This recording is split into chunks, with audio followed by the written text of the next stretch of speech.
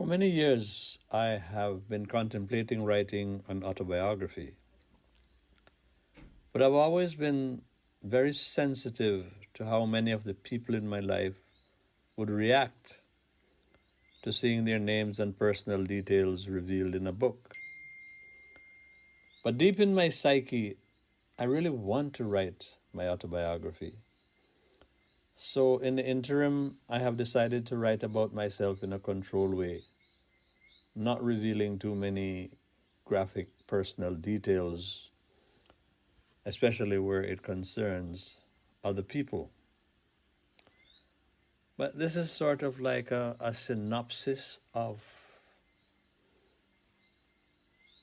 a period in my life. And it goes far back as growing up in rural St. Mary in Jamaica, which was a journey filled with cherished moments and profound connections. My early years were intertwined with the lives of dear friends like Larry Lindo, aka Jack Ruby, Hainsworth Lindo, aka Bezzy, and their sisters Marcia and Lorna. Hainsworth and Larry have since passed away, but their laughter and companionship to a lonely little boy in Martintown still echo in my memories, even though, that connection has been broken for so many years. I also hold close memories of my cousin Claudius Marsh, now deceased, and the things we used to do, the times we used to spend together, the fights we had. And Norman Webb, who became a very close friend, and whose presence added a special touch to my childhood. And the members of the House of Dill, too numerous to name everyone.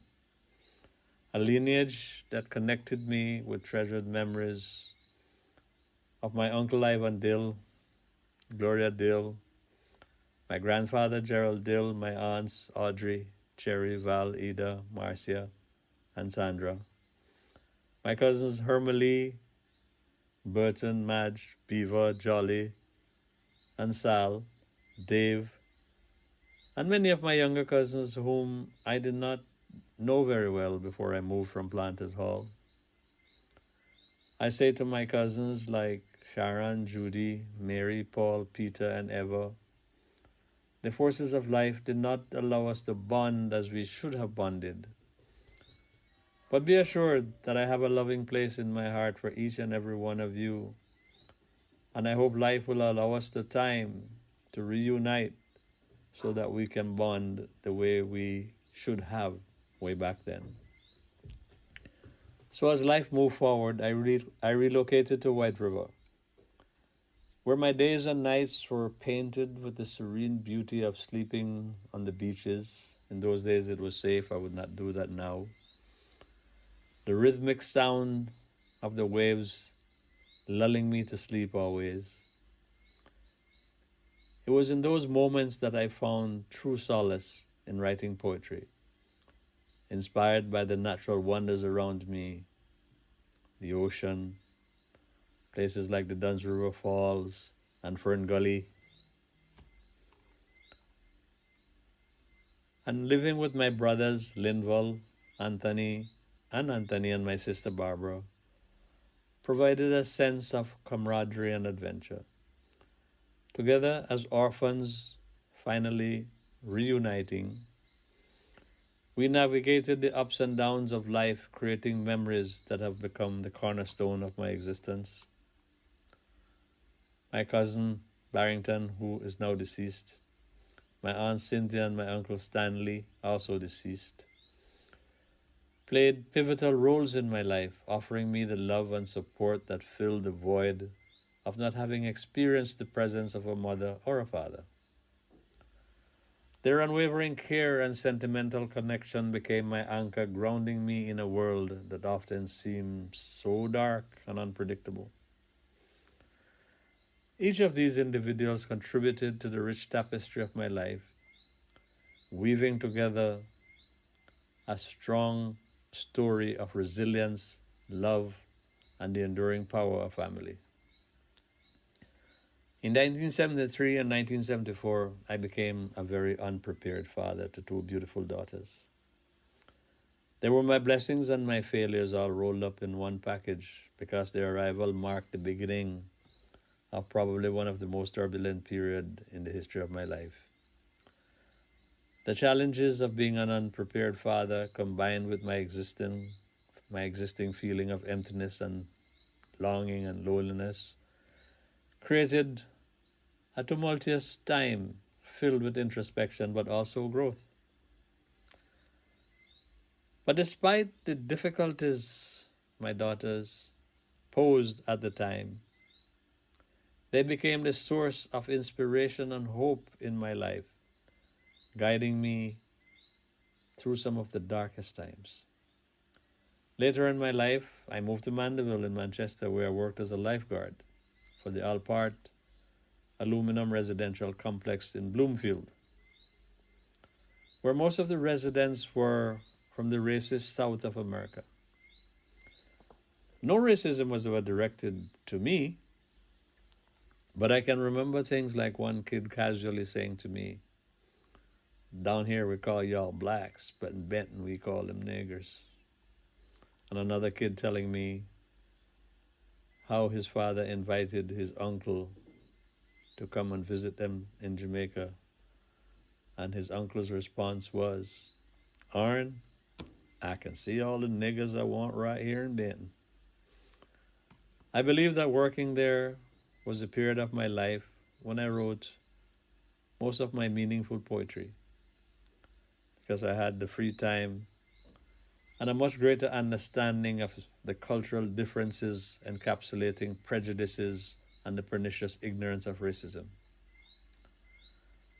But then I moved on from being a lifeguard and began working as a traveling salesman, covering the whole island of Jamaica. For the first time, I started making what could be referred to in those days as a lot of money. But I found no consolation in that. There was always this deep, unexplained emptiness and longing in my soul. Intimate relationships were many, but never as meaningful as I would have wanted them to be. While still in Mandeville, I met an American woman who was a Mormon, and we became very close friends. I remember experiencing something close to what people call happiness when she would play her guitar and sing to me. And on one of my birthdays, she gave me the book The Prophet by Khalil Gibran. Interestingly, I had never heard of Khalil Gibran, but she said that I reminded her of him, which was quite interesting. And that was why she chose the book as a present to me. Now, after reading the book, The Prophet, I was impressed because it was so very different from other authors that I have read, like Shelley, Blake, Hesse, Dostoevsky, or Tolstoy. So I went on to read all of Gibran's works, but the emptiness never left me. Then Suzanne came into my life, and for about 2 years we had what I would call an adventurous relationship, camping and hiking all over Jamaica, sleeping on the grass of the golf courses of Mandeville, trying to identify the stars. But then Suzanne moved to Africa, leaving me with my emptiness and longing. I wrote many poems which were inspired by Suzanne. Then, like a whirlwind, Bonnie passed through my life and was gone like a flash.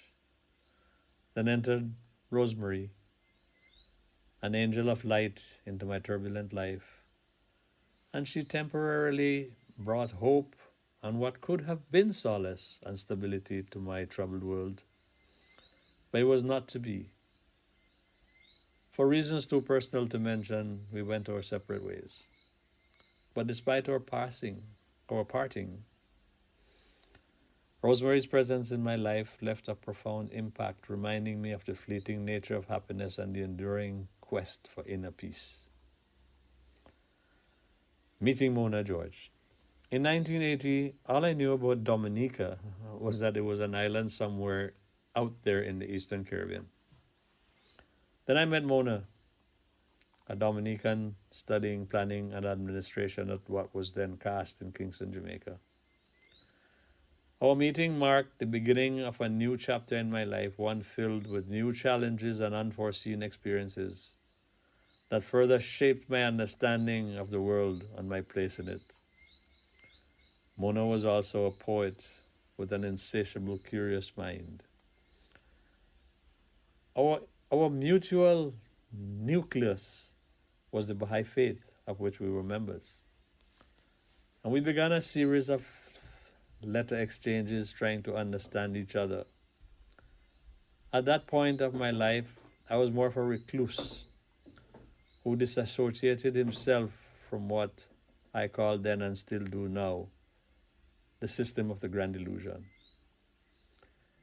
In many ways, Mona tried to change me into who she would feel more comfortable with as a partner.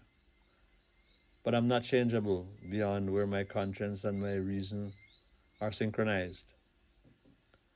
Our drama can actually be found in the many letter exchanges we had. We got married in 1982, and I moved from Jamaica to Dominica, where a new chapter in the saga of my life began. But that is for another narrative.